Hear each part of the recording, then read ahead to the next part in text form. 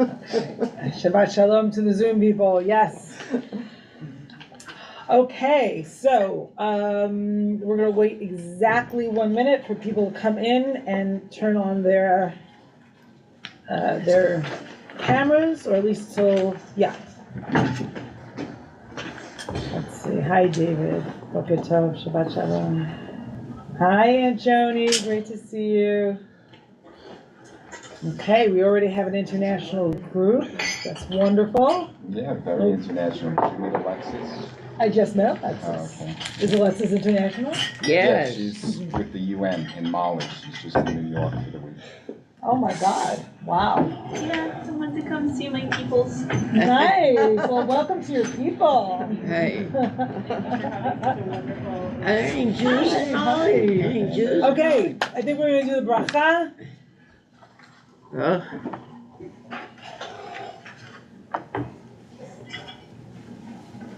Gil, if you could screen share the bracha, and we will Yep.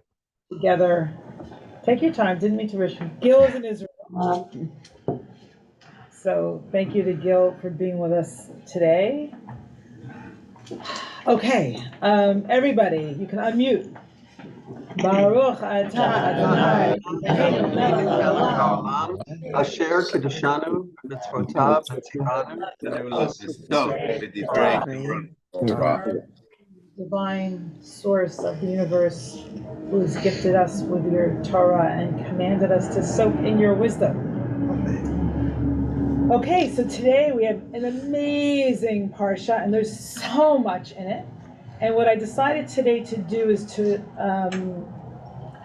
soak a little bit in the lives of Leah and Rachel and their wisdom. So let's share my screen. Here. So there's an amazing, hi Thomas, there's an amazing moment of gratitude in this parsha, and there's also lots of its opposite.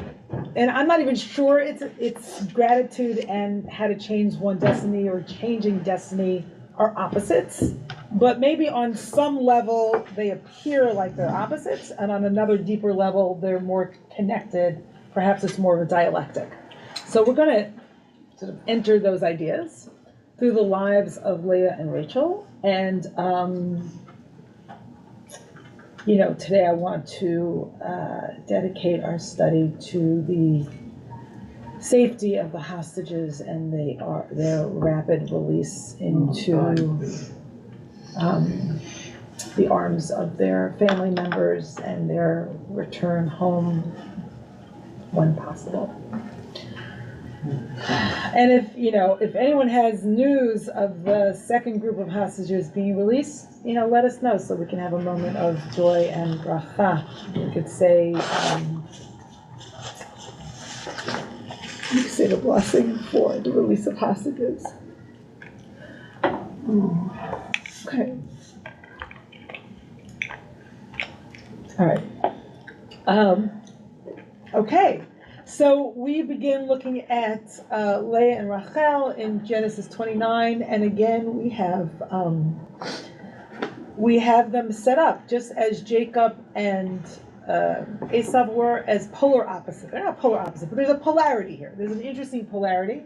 It's a little more mysterious than the Jacob and Esau comparison that we saw, I think it was last week.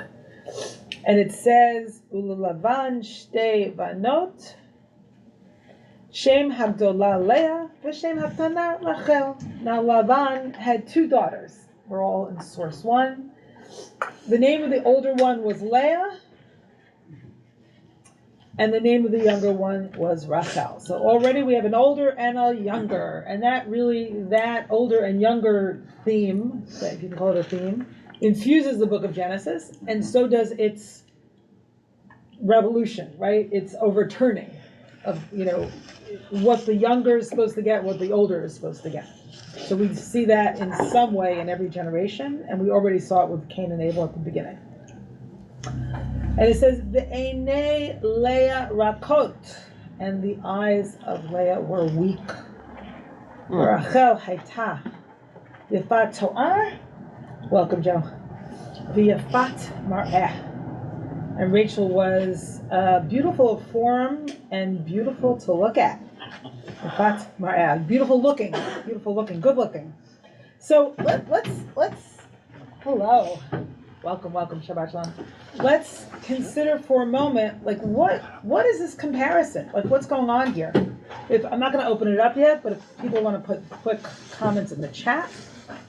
So I was talking to my chavruta this morning, who may be with us. I hope so. Weak eyes is not necessarily physical or possibly physical. It could also mean something to do with her vision, right? How did Leah see the world? And even though it's not a linguistic echo of Isaac's dimmed eyes, it also recalls that moment in the narrative when Isaac had dimmed eyes, right? And Rachel is all about her beauty, right? How others look at her. So perhaps, as I'm quoting my chavruta here, perhaps as Rabbi Sharon said, for Leah it's about how she sees, and for Rachel it's about how she is seen. Right? Okay, let's see if there are any comments in the chat.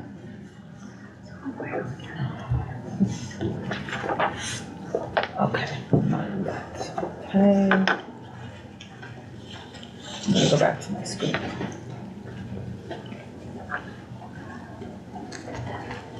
I want to welcome in the room Rabbi Roderick Young from England, who's a dear old friend.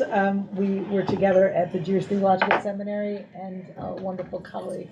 Good morning, Welcome. Shabbat Shalom. We have people on Zoom too. I'm just telling you, if you're saying good morning, I want you to know Good morning. who your audience is. We just did the first source, and that's it. I'm sorry I'm late. We might forgive you. Okay, so Rach, right? So what does Rach mean? Tender, soft, delicate, weak, possibly weak of heart, timid, soft of words, gentle words. Can someone pass me a paper? Thank you, as well. Okay, so now let's see what Rashi says about that. Rashi says, "Shahayta sfura la'alot v'goralot shel Esav u'vavocha." She thought she would have to fall to the lot of Esav, and she therefore wept continually. She didn't want to marry Esav, right? So if it's the older for the older and the younger for the younger, she's supposed to marry Esav, and Rachel would marry Jacob. Shahayu kol omrim shnei banim l'Rivka v'shnei banot l'Lavan. So because everyone said Rivka has two sons, Rebecca has two sons, Lavan has two daughters. Hagdola l'Gadol v'haktana l'Katan. The older daughter for the elder son, the younger daughter for the younger son. So Rashi, and you'll see the Midrash, the Gemara is all over the place, are really picking up on the theme of Genesis. Again, the way I introduce this is that the theme of younger and elder and who inherits what and one's destiny is overturned again and again in Genesis. So let's see how that works with Leah, according to the Midrash. Okay, so here's the Tanhuma's question. It says at some point that Leah was snu'ah, that Leah was hated. So why was Leah hated? Listen. Lo shahayta cha'ora mirachel, not because she was uglier than Rachel. Ella shahayta yafek Rachel. She was as beautiful as Rachel. Shnei Amar, here's the proof text. Lavan shtei banot, and Lavan had two daughters. Shavot benoi, they were equal in beauty. Uviyofi, and in beauty, another word for beauty. Uvitzkifa, and stature. So Lama Amar ve'enei Leah. So in that case, if they're equal in beauty, why does it say that Leah's eyes were weak? Ella shekevan sheyalda Rivka Esav Yaakov. So because Rivka had two sons, Esav Yaakov, nodu leLavan shtei banot Leah v'Rachel, and Lavan had two daughters, Leah and Rachel. Shalchu igrot elu le'elu v'hitnu beinehem. They sent letters to each other. Oh. They sent letters to each other. Rebecca to Lavan. I've got two sons. You've got two daughters. right? I love how the Midrash imagines the scene. It's unbelievable. Hidei Shitol Esav et Leah, so that Esav will take Leah, the Yaakov will take Rachel. V'haita Leah sho'elet b'ma'aseh Esav, and Leah would ask about the actions of Esav. V'haita shomat shema'asav ra'im. She'd ask, like, who is this guy? What does he do in the world? What kind of guy is he? And she heard his conduct was bad. And she would cry every minute of the day. Lomar, kach Allah gorali l'rasha hazeh.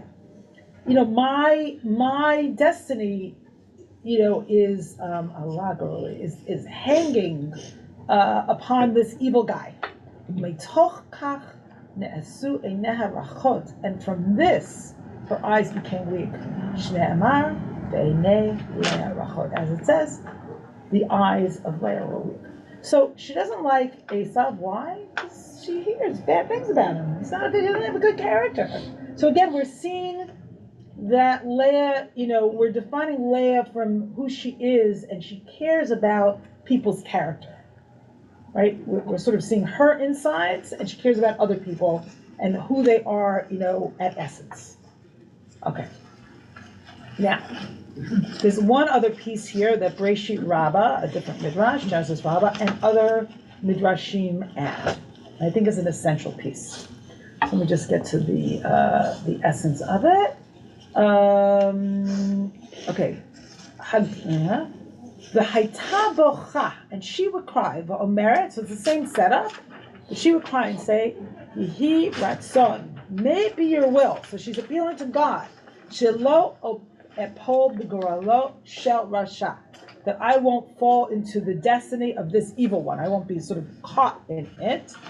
Let's see, the translation is, may it be his will that I will not fall to the lot of that wicked man.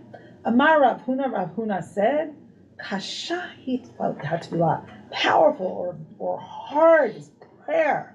Shebitla et hagzera, that it averted the decree. She actually changed her destiny through prayer.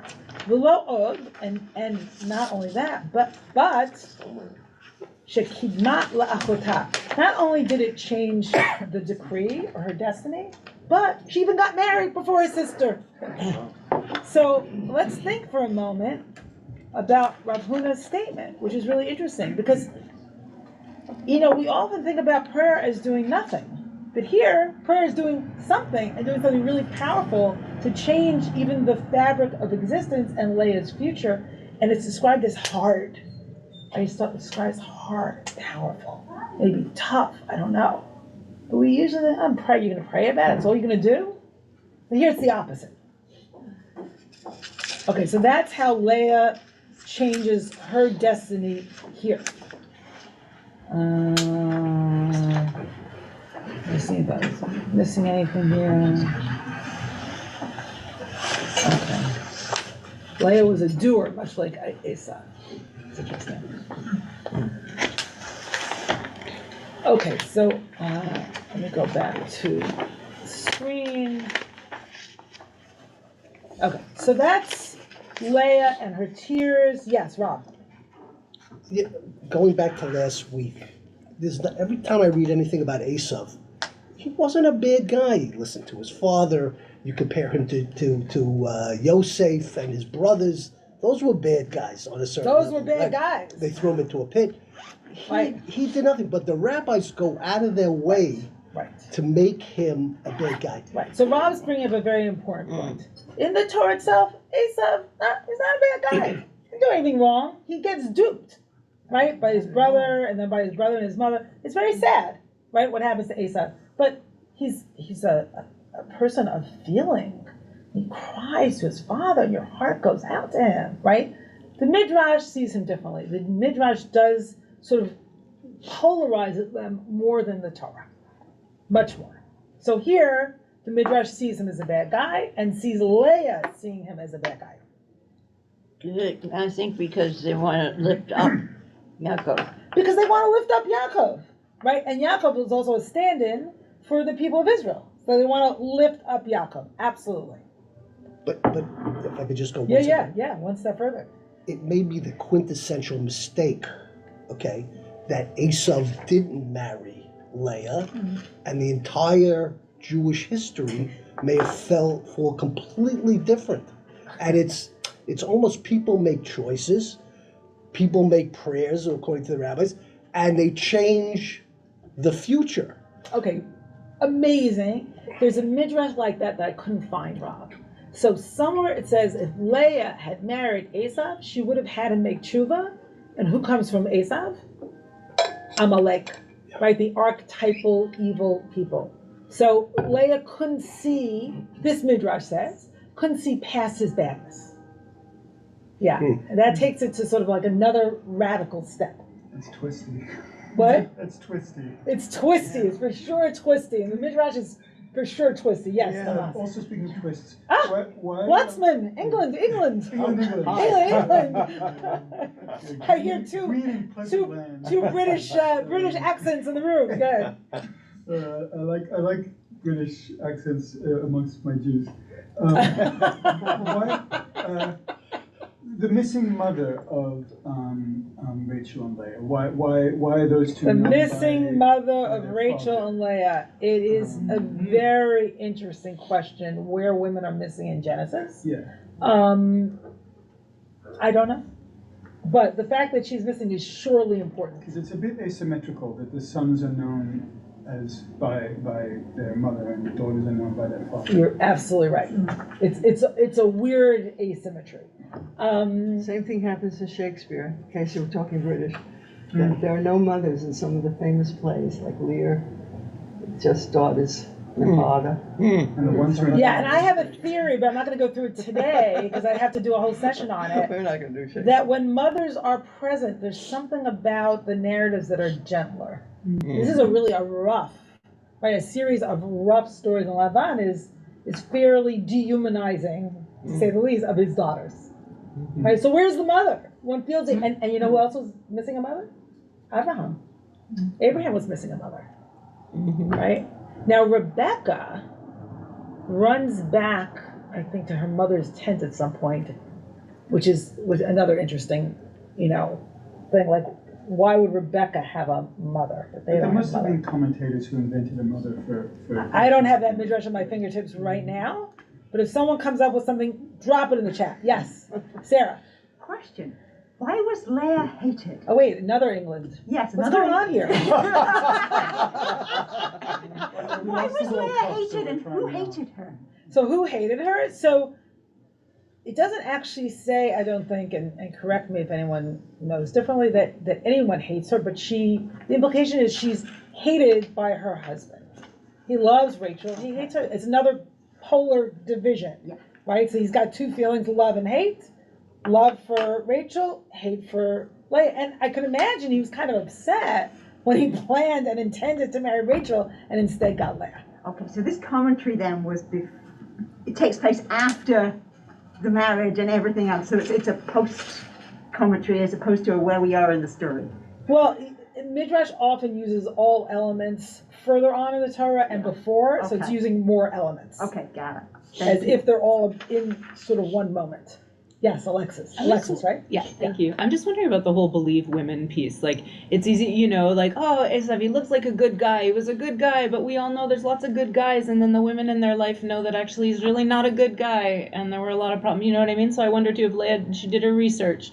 She asked around. The women know he's not a good guy. Yes. Right? Like, how else is she coming up with, oh, he's not a good guy? He looks like do you know what I mean? I just wonder about that piece, too. The missing mothers, the missing women. Yeah, no, I the think it's missing really women's interesting. perspective. It almost assumes a kind of female community. There are a lot of pillars of our community who don't end up being such great guys in the home front. Yeah, absolutely. He just wanted Who's the good guy? What do you have? 1 second, Nikki. Right. So what, where is she doing her research and she believes it? I love that. He just wanted to murder his brother, so that's not so good. It's not so good, but maybe for good reason. Yeah, but he still wants to murder him. That's true. But there's no attempted murder. He wants to murder his brother. Just ordinary. But you're right. Ordinary rage. No, you're right. He kind of plans to murder his brother. You're right. That's not a minor point. Or justified rage. Justified rage, yeah, There's okay. one piece to this, I'm not sure where it fits in. Mothers carry a great deal of power. And I would think that in terms of creating a story, one has to take that into account. That's been my experience in any case. That if you're going to include mothers, Yeah. their power over their children is extraordinary. Yeah, So and then then- you're going to complicate the story, and maybe that's what. Yeah, Missing. and in Genesis, Sarah sort of paves the way for her son to inherit the blessing, and then Rebecca, like Sarah, does the same. So that's really interesting. They have a great deal of power in Genesis, for sure. Okay, I'm gonna go on. Wait, I saw a hand from Alana Klugman, and then I'm gonna go on. Shabbat Shalom. I'm thinking about the comparison between Yitzchak's blindness and Leah's weak eyes, and the Midrash, source number 5, that connects Leah's weak eyes to her weeping, and the Midrash that connects from a few weeks ago Yitzchak's weak eyes from receiving the tears of the angel who paused the hand of his father. So all of that is suggesting to me that maybe we could look at Leah's difficulty seeing in the same way that we view Yitzchak's difficulty seeing as a kind of a paradox, that there's a kind of deeper seeing that's being called for. That beyond the ordinary, that each of them in complex ways are gifted at, and it's connected to also some kind of, at root suffering on their parts as well. Like maybe that same angel wept in the eyes of Leah, that one that beautiful. eyes Love of your midrashic weaving, right? And how does suffering both limit our vision and create our vision? Yeah, beautiful. Thank you, Alana. Okay, I'm going to share my screen, and we are going to a different piece of the narrative now. And this is the narrative where God sees that Leah was hated. So we're in source number 6. Asher Chaim, should I call on you? Are you ready to read? Hineni. Let me just find it on the Vayar. Yes. Source 6. Vayar Adonai kisnu'a le'ah, vayftach et rahmah, v'rachel akara. Yud-Heh-Vav-Heh saw that Leah was less loved and opened. Really, hated, right? It says hated. Well, there's an argument about that, at least from one of my teachers, that if he hated her so much, he wouldn't have made babies with her. I don't know about that, but okay. Okay, so Yud-Heh-Vav-Heh saw that Leah was snu'ah, whatever that means, and opened her womb while Rachel remained barren. Vatahar Leah vateled ben, vatikra shmo Reuven, ki amra, ki ra'a Adonai ba'ani, ki atai havani ishi. Leah conceived and bore a son and called him Reuven, from the verb to see, because she said, Yud-Heh-Vav-Heh has seen my misery. Maybe now my husband will love me more. So let's stop for a minute, Asher Chaim.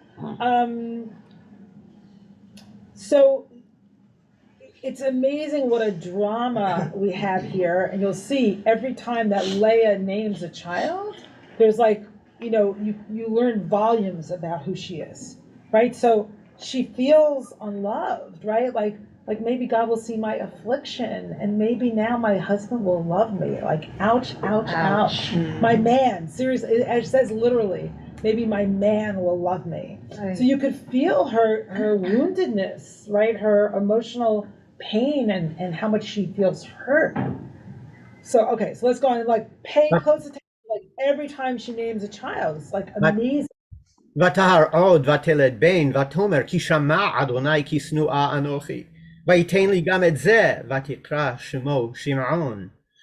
She conceived again and bore a son and said, Yudhe has heard that I am Sinuah, and gave me this one too. And she named him Shim'on, from Shama, to hear. Vatarod vateled bain vatomer ata hapam yilave ishi elai ki yaladati lo shlosh avanim halken karashimo Levi. She conceived again and bore a son, and she said, "This time maybe my husband will accompany me, because I've birthed him 3 sons," and therefore she called him Levi. It struck me this year, by the way, that you've got the auditory, the visual, and the kinesthetic. Yeah. God saw, God heard, hubby will walk with me. Beautiful. Vatahar od vateled bain vatomer hapam odeh et Adonai al ken kara shemo Yehuda vata'amod miledet. He conceived again and bore a son and said, "This time, thank God. I will name," and therefore she named him Yehuda, a verb that includes thankfulness. Vata'amod miladet, and she stopped making babies for a while. So a few things about this. One is, it's so interesting because you hear her pain again and again. It's not like this slow process to gratitude, but suddenly gratitude, right? Suddenly she seems to radical shift from the narrative, from her narrative of being hurt and being abandoned, being snu'ah, being hated by her husband, and now this time I will give thanks to God, and that's why she names him Yudah.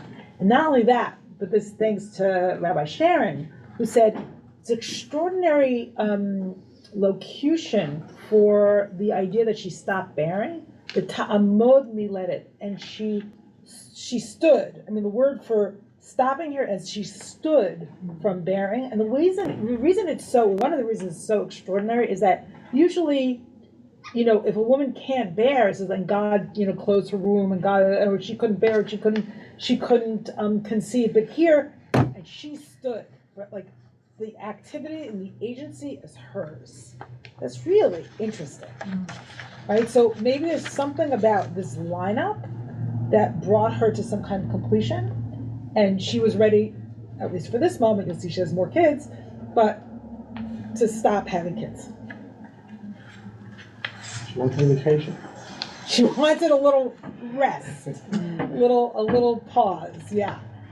Okay, so we're going to go on and look at the radical nature of Leah's gratitude. So the Talmud and the Midrash make a big deal of this.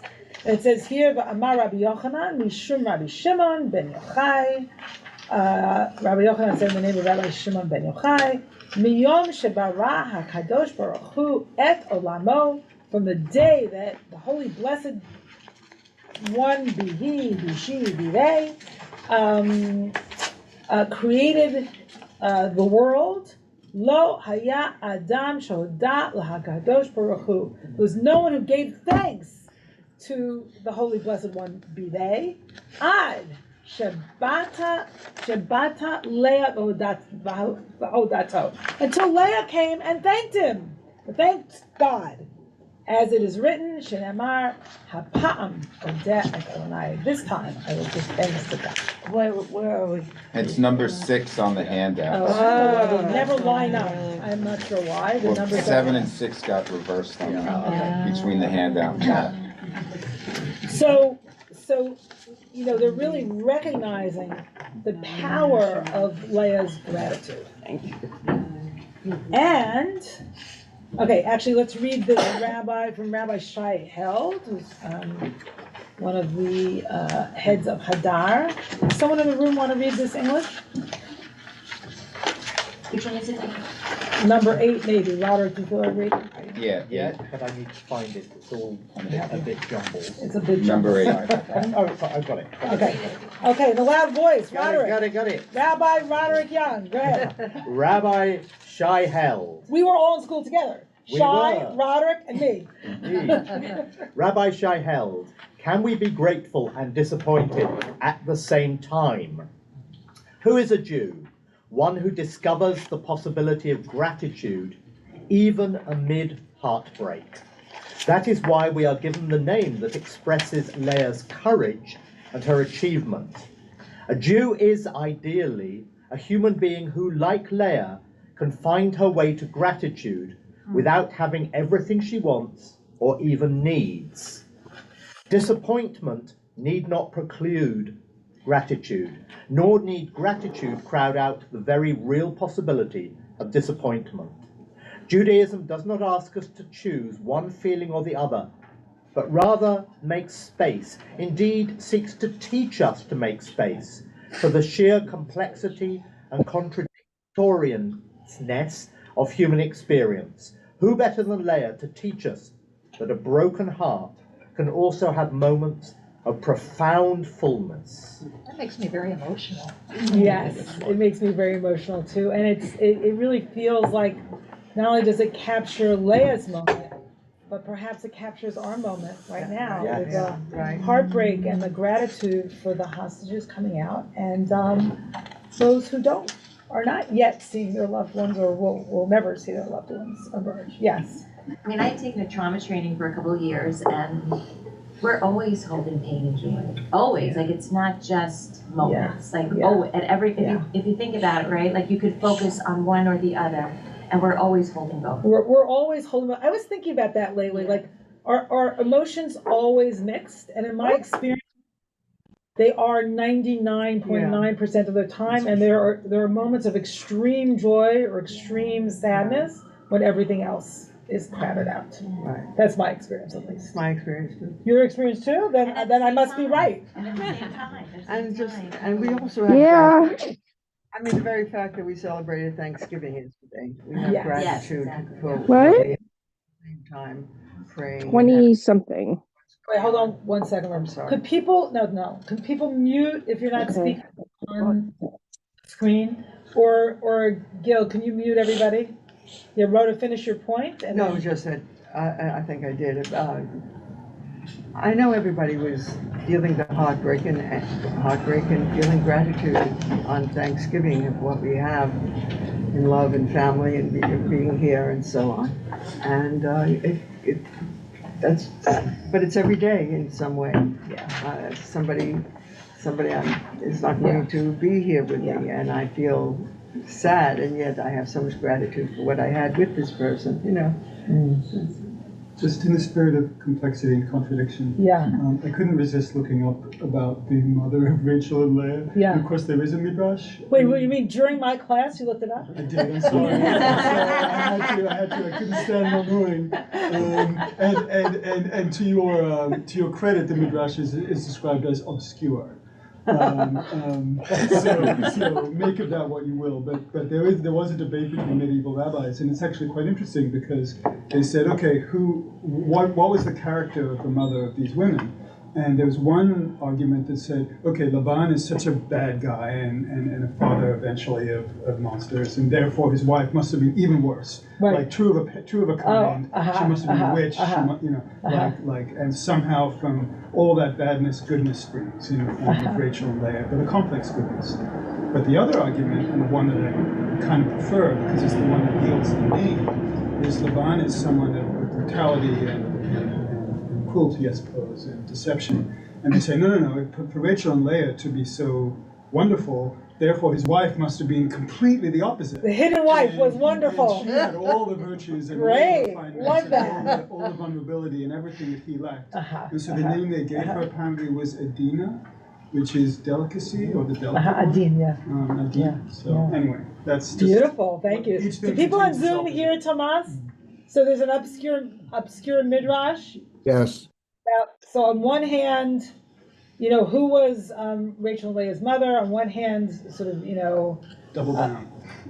Really representation of evil, just like Laban, very bad person. And there's another midrash. Oh, she must have been so good because Rachel and Leah were so wonderful. Okay, so I just want to look at this. Okay, all right. It looks like most hostages today will be from Kibbutz Be'eri. Okay, good. Thank you for answering Richard's question. And I will call on Mark, and then I'm going to go on because actually there's some important midrashim that I want to get to, or important texts I want to get to specifically for today. So, okay, Mark, and then I'm going. Good. If I don't think you meant me, but I didn't raise my hand for that. You did? No, I raised my hand to say yes. I could hear the midrash that was just being spoken, not near the microphone. Oh, okay, got it. Okay, so then I'm going to go on in that case. Thank you, Mark. All right, let's see. Okay, I'm going to skip that. Just kind of gauging my time here. All right, let's look a little bit about the birth of Dinah. So, Asher Chaim, if you could pick this up again. Breshit, Genesis 30. I hope people can find it in the sheets. Genesis 30, 16 to 21. Source 10. Verse 10. ויבוא יעקב מן השדה בערב, ותסדה לקראתו, ותאמר אלי תבוא, כי שכור שכרתיך בדודאי בני, וישכב עמך בלילה הוא. Yaakov came back from the field in the evening. Leah came out to greet him and said, "You're coming with me. I've hired you with these dudaim that my son found." So tell a little bit the story, Asher Chaim. Just give people a little background about the Mavericks. Apparently, her son, Reuven, was out in the field and found some love potion number 9. And Leah said, "Wow, this is great stuff." And Rachel said, "That's not fair. I should have it." And no, my son found it. I don't remember the exact context, but something like that. Right. So, and then, Yaakov dutifully slept with her that night. Vayishma Elohim el Leah vatar vateled liYaakov ben Hamishi. Elohim heard Leah, got it. She conceived and bore to Yaakov a 5th son. Vatomer Leah, Natan Elohim sechari asher natati shifchati leishi, vatikra shemo Yissachar. Leah said, Elohim has given me sachar, reward, because in the interim I handed over my handmaid to my husband. Sidebar, she bore a couple sons in the interim. So Leah named him Yissachar, my salary, my reward. Vatahar od Leah vateled ben shishi liYaakov vatomer Leah zivadani Elohim oti zeved tov hapam yizbeleni ishi ki aladti lo shisha banim vatikra shmo Zivulun. And Leah conceived again and bore a 6th son to Yaakov, and Leah said, "God has given me a special gift, Zavad. And this time, Yizbeleni Ishi, my husband will treasure me because I've borne him 6 sons." And she named him Zivulun. I don't know if she's regressing or if she's saying, yeah, this is going to happen. I don't know. I was also wondering that. Is she backpedaled from her gratitude? Yeah. Vachar yalda bat vatikrat shma Dina. And then she birthed a daughter and called her name Chopped Liver. And she named her Dina. So why is Asher Chaim saying chopped liver? It's like, why do we have a reason why she birthed every single child except for her daughter? Right? Ouch! So here's a contemporary midrash from Dirshuni, which is Israeli women writing midrashim interpretations, and they're really beautiful and really in line with the midrashic tradition. And it says, what is an afterward? So it says afterward here, ba'achar. And after that, right? Almost like as an afterthought, right? What is after? And what is afterward? After all these sons, she had a daughter. Some interpreted afterward as a language of pain and others of joy. Why a language of pain? For Jacob made no feast when she gave birth to Dinah. And Jacob didn't come when her mother named her. Rather, the call went out, a daughter is born to Jacob, and the world went on as usual. Ouch. Okay, so now let's see what the Midrash says in the Tanhuma again, which is an unbelievable story. Okay, Asher Chaim, do you feel like reading this? Sure. Number 13 on paper, I don't know what it is. Yeah, it's 13. For the sake of her sister. Okay. You want the Hebrew of the Midrash? Let me see what time it is. Yeah, you could do it. V'chein ata motzeh b'Leah. This is what you find regarding Leah. Achar sheyalda shisha banim v'hayta ro'ah b'nevu'ah sheshnayim asar shvatim atidim la'amod mi'Yaakov. After she birthed 6 sons and saw prophetically that there would be 12 tribes coming from Jacob, Uchvar Yalda Shisha, Vinit Abram in Hashvi'it, and she'd already birthed 6 of them, for goodness sake, and was now pregnant again. Umin Shtei Shvachot Shnaim Hare Asara, and 2 from each of the handmaids. Amda Leah Vaita Mitra'emet Lifnei HaKadosh Baruch Hu.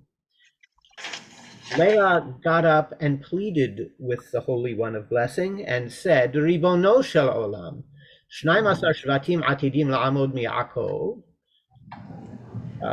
Ruler of the universe, I know there are going to be 12 tribes. Hare kvar biadi shisha umuberet mishiv'a uvyada shvachot shnaim hare asara. I've already birthed 6 plus 2 plus 2. Im ze zachar lo tehe Rachel achoti min hashfachot.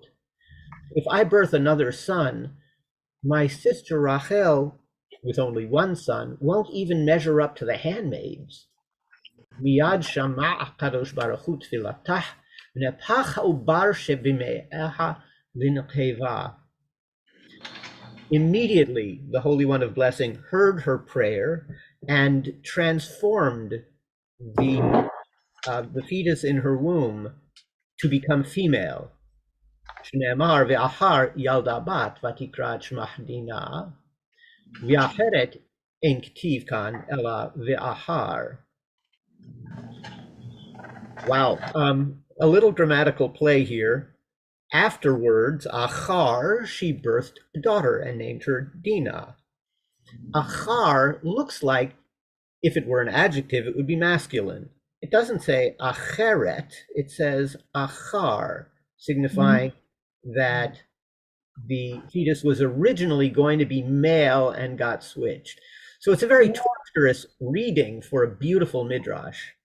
Yeah, so they're really hanging on it. They're hanging this on a little grammatical, an invented grammatical problem.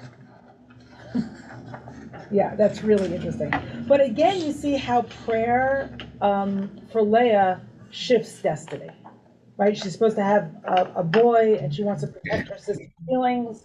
So instead of the competition we have in the Torah between the sisters, midrashically, there's this generosity from Leah and there's wanting to care for her sister and her feelings. So, which leads us into the next part. But just a quick question. This midrash, Tanchuma, when and where is that from? I think Tanchuma, actually, I don't really remember.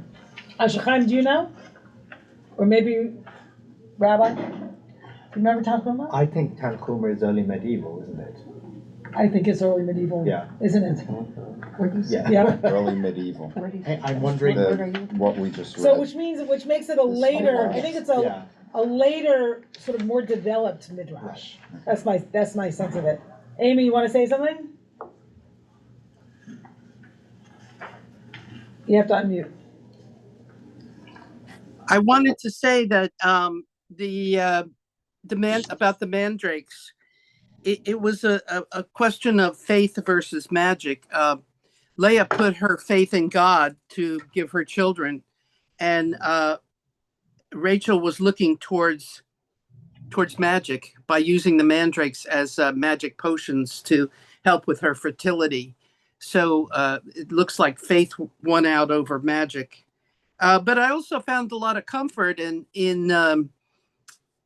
if I don't know what I would do if I was a sister wife with 3 other wives. But it was nice that the women decided who Jacob slept with.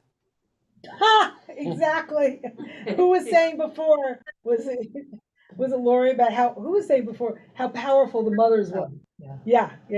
I'm sorry, I forgot your name. Colleen. Okay. Yes, exactly. Okay.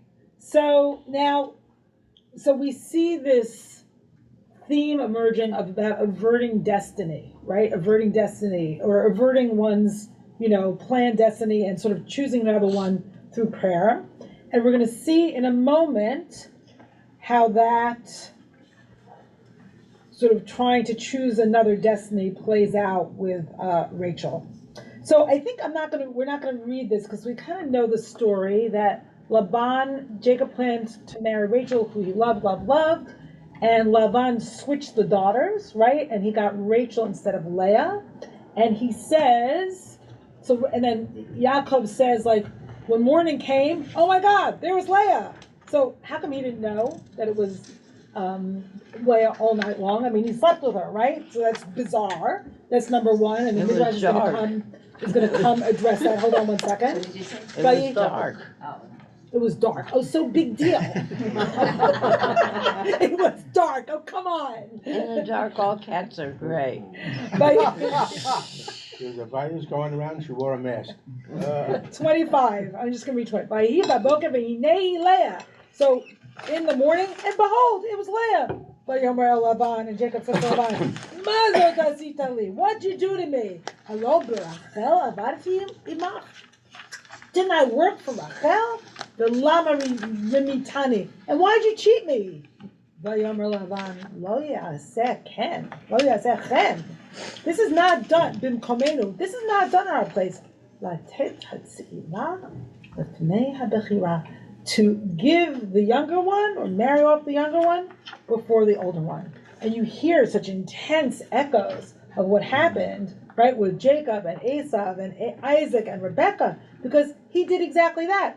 He cheated, right, for the sake of a younger one standing in the stead of an older one. So one could call this sort of karmic retribution. One could call it in Hebrew terms midah keneged midah, measure for measure, which Shakespeare picks up on, right? So, but there's an incredible, like, mirroring of, what happened earlier in Jacob's life and right now. Okay, so now we're going to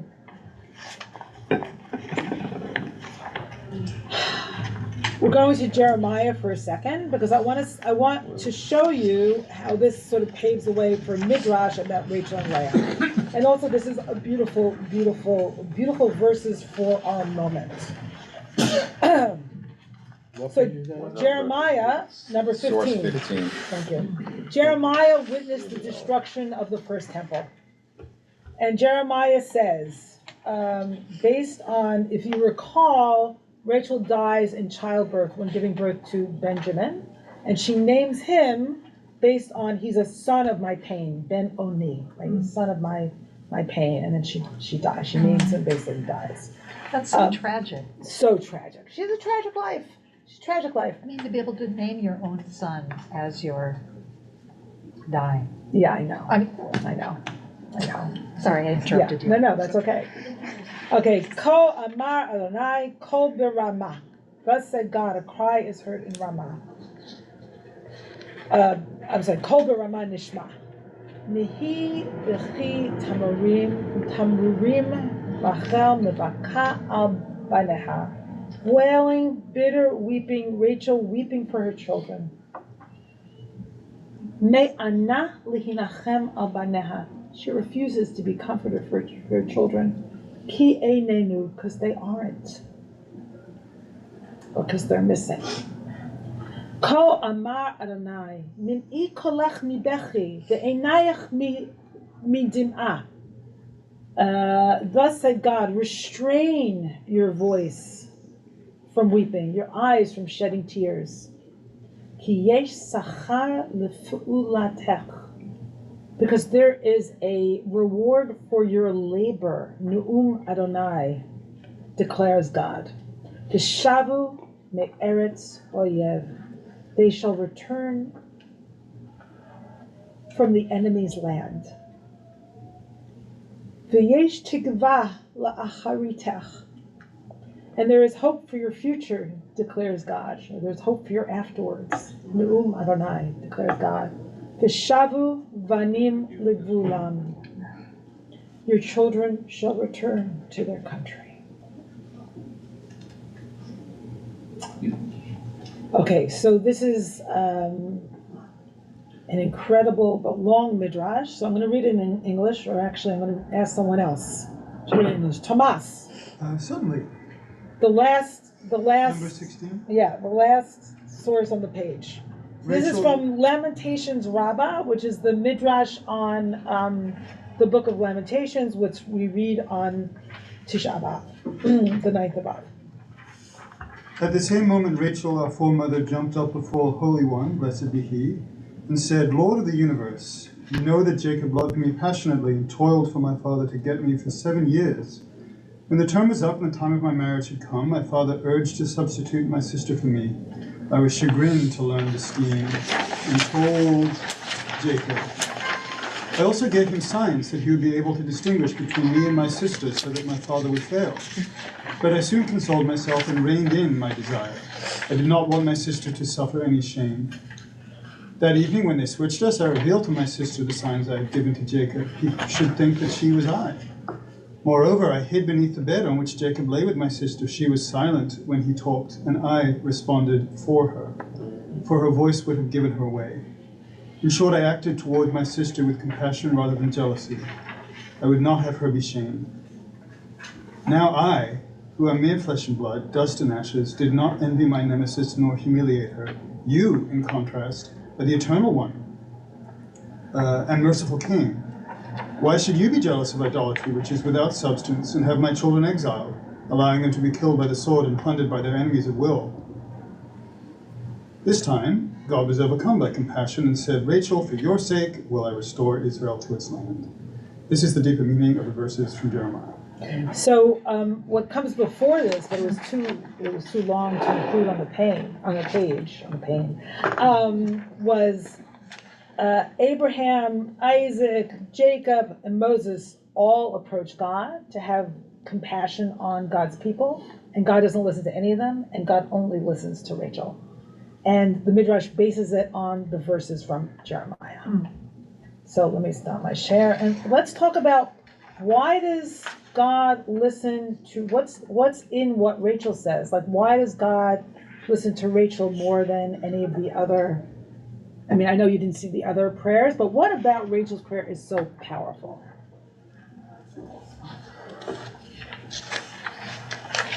Okay, hold on. I just want to see who else wants to say something. Yes, and I'm going to ask again for concise comments. Yeah. I feel that the mother's love is more powerful than anything that can ever be really. Great, but what Rachel says. What's in what Rachel says? What's in the text? You mean in Jeremiah? In Jeremiah? In Jeremiah or in the Midrash? Specifically in the Midrash. And note that in Jeremiah, right, I think I said this already, God refers to what Rachel does as a labor. So what about grieving is labor? And what about grieving might be important right now?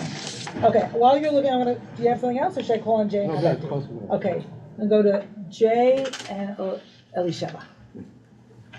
I'm trying to form my thoughts, and I'm not sure this is where you want to go, but it seems to me that there's a certain kind of empathy going on here where her prayer appeals to God as if he were also capable of jealousy, just like she could have been. And so she's offering God another model. She's offering God another model in the way she behaved, that he could also behave. Beautiful. And so what she's modeled is restraint, right? She's, it says Ezehu Gibor Hakovesh et Yitzro, who is a mighty one, the one who overcomes their own yetzer, their own impulses. I think it's taken me my whole life to really appreciate that piece from Pirkei Avot, that wisdom from the wisdom of the fathers. She's overcome her own impulse to jealousy and competition and perhaps revenge, I don't know. And she shows restraint, and she models restraint for God. Like, God's angry at God's children. They made a mess of things. Okay, yeah, Elisheva. Well, the word that came to my mind was Rachmanis, and compassion, and thinking about Rachel's response to this compared with Jacob and Esav at a time of favoritism, or at a time of what does one child get and another, and the way that their parents responded to them. What might it have been like if the boys were able to see through their parents' favoritism, or somehow respond differently from, I'm going to kill him, I'm going to run away. Maybe there's something in this midrash that offers a kind of grace and compassion to the brothers, and even a pathway for them to ultimately reconcile. Beautiful, Elisheva. Thank you so much. So yeah, she somehow transcends the kind of, the almost the stuck patterns in Genesis and of the brothers of competition and jealousy, and offers compassion, and also the competition and jealousy between the sisters, right? But yeah, she offers a model, and I love what Rabbi Sharon says. Instead of Rachel acting in the image of God, the Midrash has God acting in the image of Rachel. Beautiful. And just to answer Alana's question, is Rachel grieving Joseph being disappeared or something else? So Rachel is portrayed in the prophets as someone and she was buried on the road. So her children are gone. Her children have, been exiled. I think it's the national image rather than her own specific child. Okay, so let me just see whose hands are up, and anyone who hasn't There's a hand behind you. spoken. Yeah, Nehemiah. I would call this parasha Shmot. You would call it Exodus. No, Shmot, names. Oh, names. Got it. Because it's the importance of the name that's given by the mother. Yeah. It starts from Rivka, calling Yitzchak because she is laughing. But the mother have a prophecy power at the moment that the child is born, because he was part of her. So Beautiful. every name that is here, including my name, Nehemiah, Diane, you have to look. What is your name? My name's Dina, fortunately or unfortunately. Okay, you have in to Hebrew. open. So every name that's given to us, there's a spiritual, subconscious blessing from the mother. Beautiful. Mother might know. My mother didn't know. She just called me on the name of my grandfather. But really, she needed compassion. So she gave me this name. I could give it to her only for 12 Okay, we're going to go on, though, Javier, but I think we got your point. I finished it. So I'm giving it through my life. And one of the things that I do, I tell everybody about the meaning of the name. Nobody on the phone, everywhere I go, that's part of what I do for my name. Nobody ever found that his name is not meaningful. Beautiful. So, no one ever found that their name is not meaningful. Oh. So I just want to say that Nehemiah, whenever I call him Nehemiah, he corrects me to say Nehemiah. So, and I think because otherwise I'm not getting the prophecy correct. Right? I have to get it right. Okay. Lori, did you have your hand up? Well, yeah, I just wanted to say, in a way, it was easier for Rachel because she knew she was the one that was loved the most. I think it's so that even there's a inner knowing about that made it a little bit easier. I'm not saying that it was easy.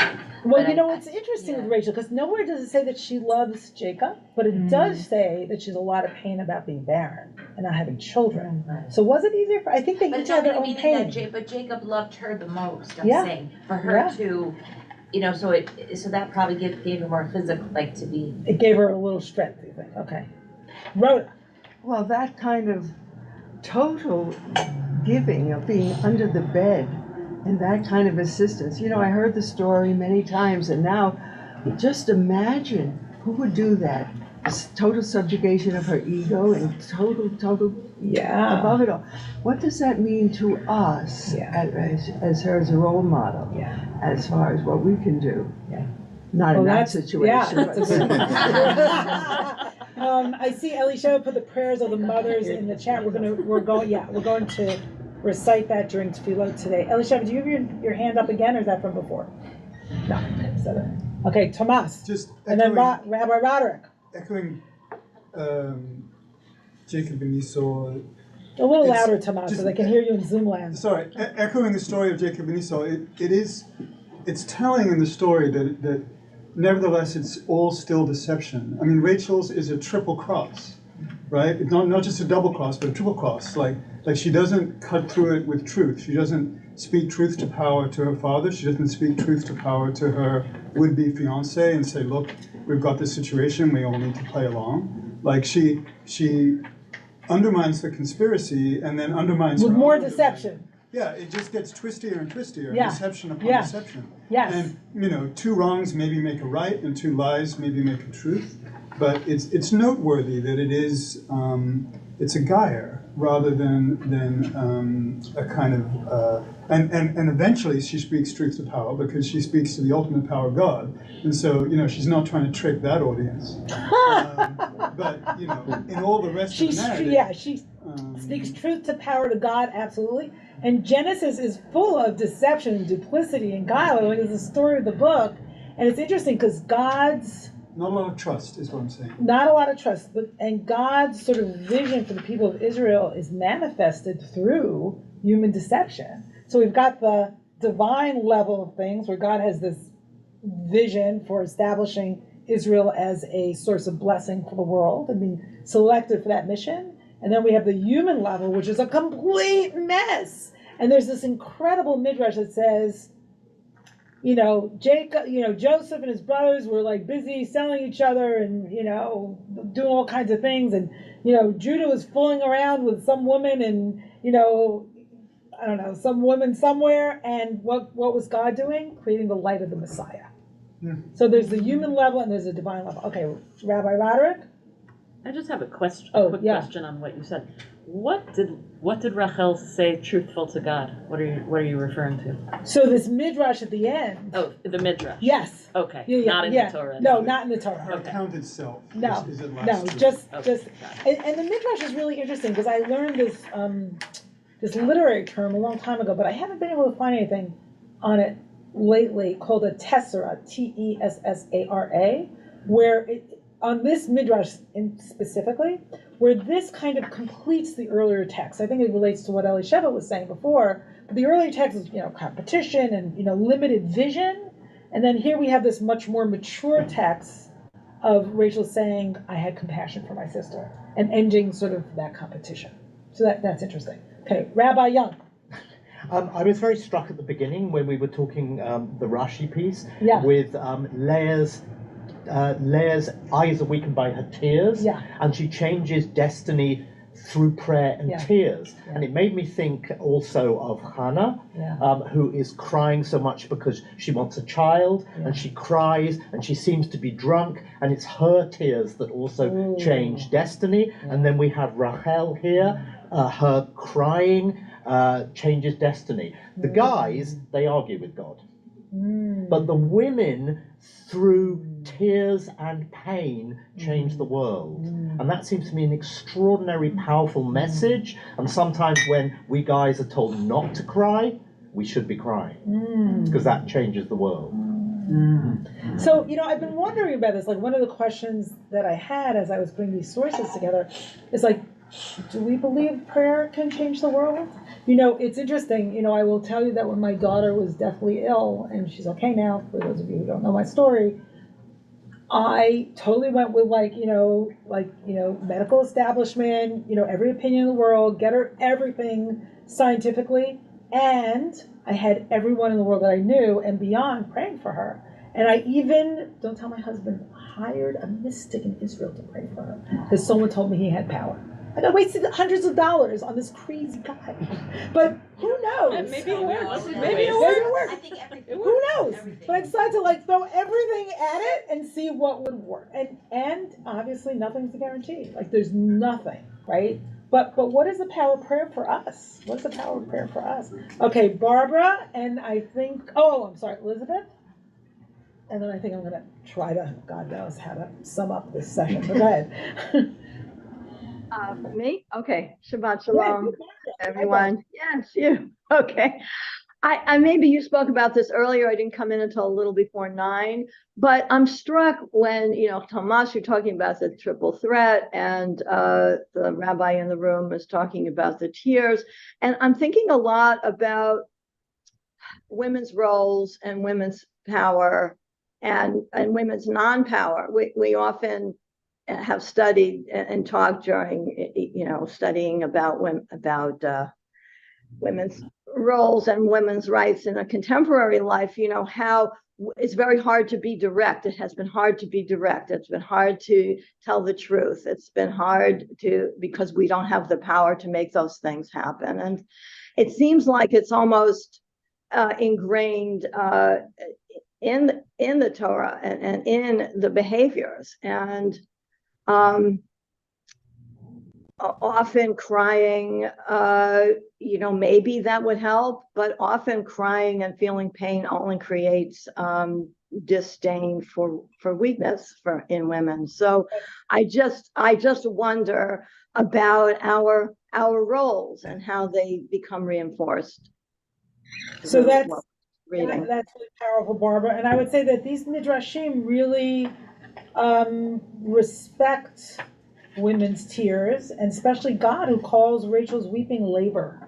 And I was thinking about, like, how is grief labor, especially at this moment? Like, how much pain can we contain? And it shows, that we care and that our destinies are intertwined. And to me, that's what tears or crying at this moment represent. And maybe rage does too, I don't know. But right now I'm sort of focused on tears. Okay, Elizabeth? And then I'm going to call on Daniel, and then really that's it. Okay, so I loved all your comments, but what I was thinking is how we don't hear enough about Rachel. I mean, in the Torah, she's deep and she's independent. And what I was thinking is of her when she steals the idols and gets away with it, and it's not clear that anyone ever finds out that she's got. Only the writer seems to know that she's got them. So. The idol scene is incredible. Yeah, so I think this is all very much of a piece with, hey, we don't hear much about Rachel, but it's interesting because I almost feel like the description at the beginning, she's beautiful of form and beautiful to look at, obscures her identity. Mm-hmm. And so thank God we have the midrashim to kind of expand who she is. But there's more midrashic room, right? Okay, Daniel. Shalom. It's a small detail, but I was wondering, we hear about Leah having her first 4 sons, right? Then things go on, and then all of a sudden, she starts having kids again. So I was wondering, did anything happen? Do we know anything? How come? This sort of seems a bit abrupt to me in the story. Like there's a cut there. So I was wondering if we know, or has anybody sort of thought about this? We have the story of the mandrakes. Aside from that, I haven't really thought about why at that moment she starts giving birth again. It's a good question. I will see what I can find out about that, but I don't really have an answer at this moment. So I saw in the chat that Jay said that the hostages that are coming out today are going to be mostly or all from Be'eri. Is that correct? Anyone have any news since then? Okay, so just to echo Jeremiah.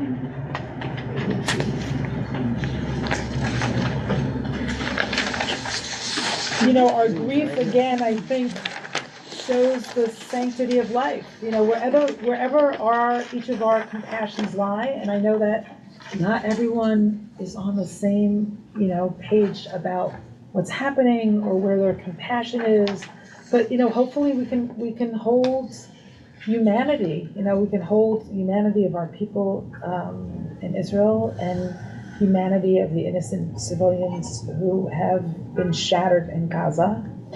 And just thinking about the hostage families today and the hostages that will emerge, I want to recall the prophet's words, thus said God, restrain your voice from weeping, your eyes from shedding tears, for there's a reward for your labor, declares God. They shall return from the enemy's land, and there is hope for your future, declares God. Your children shall return to their country. V'yesh tikva v'acharitach ne'um Adonai, v'shavu vanim l'gvulan. Amen. En Yehi Ratzon. En Yehi Ratzon. Rabbi, just since